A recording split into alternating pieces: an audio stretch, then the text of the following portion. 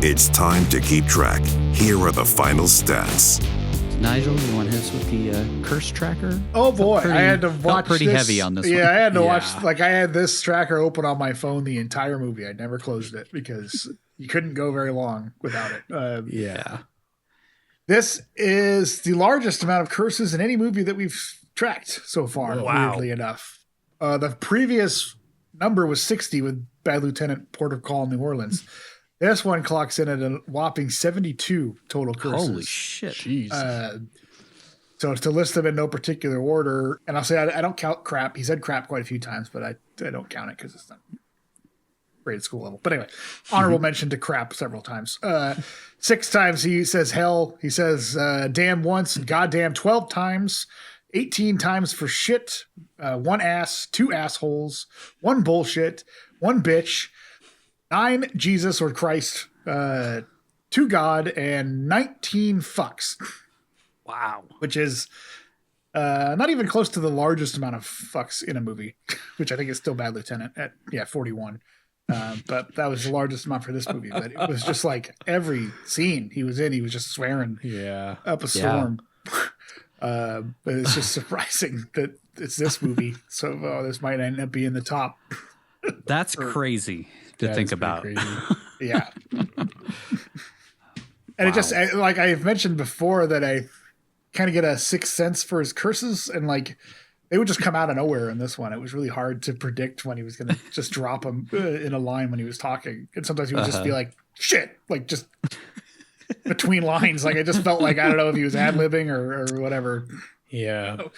But yeah, they gave him, I don't know, they gave him the reins to just drop him in whenever he felt like it was natural for the character. But that might be from the novel.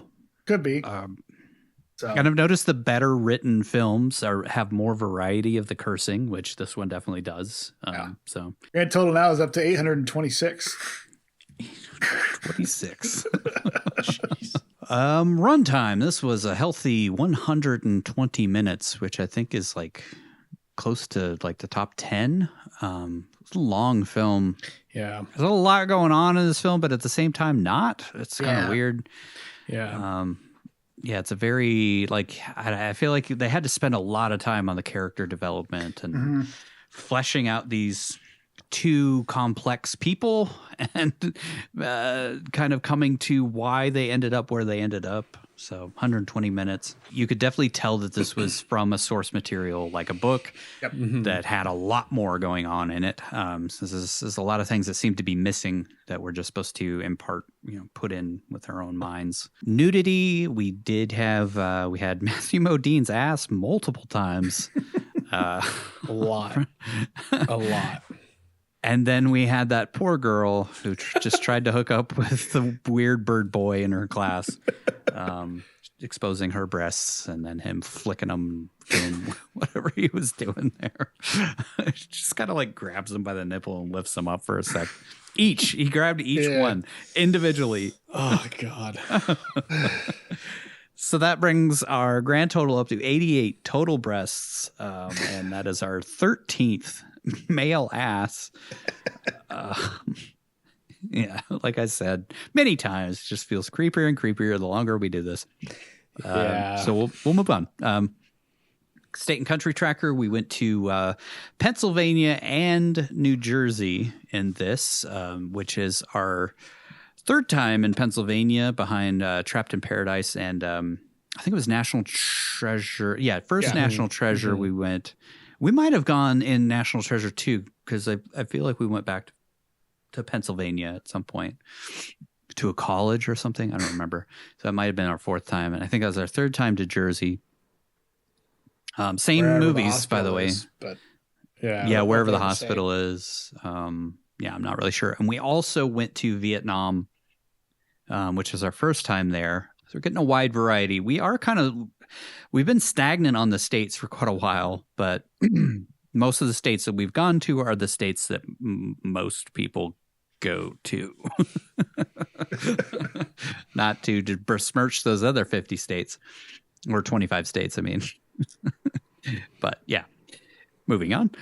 Budget versus gross. This was a $12 million budget and only made $1.4 million.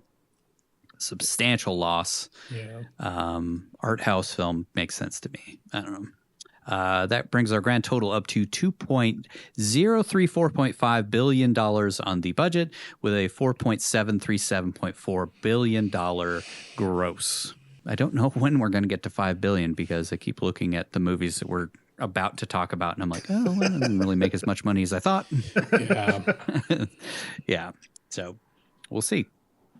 On our top grossing, that puts it right in between USS Indianapolis and Mandy.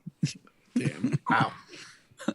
At 1.4 million. Mandy also made 1.4 million. And then US Indianapolis somehow made $1.7 million on its $9 billion budget or whatever the fuck that was. Ridiculous. 40 million, I think. Yeah, something like that. Ratings, this was our 30th R-rated film. Far and away the leader. No surprise there. And that leads us over to the Cage kill tracker. This one was super easy because none of his kills were on camera, so we can't count any. But I'm guessing he probably killed a couple hundred Viet Cong. Yeah, so no kills in this film. So we're still sitting at 267. Mm-hmm. And then surprisingly, both he and Birdy lived. So zero death in this film. Maybe right after that, he jumps off the roof. Jumps off. Yeah. He overjumps. Miscalculates. So we're still sitting at 17 total for Cage deaths.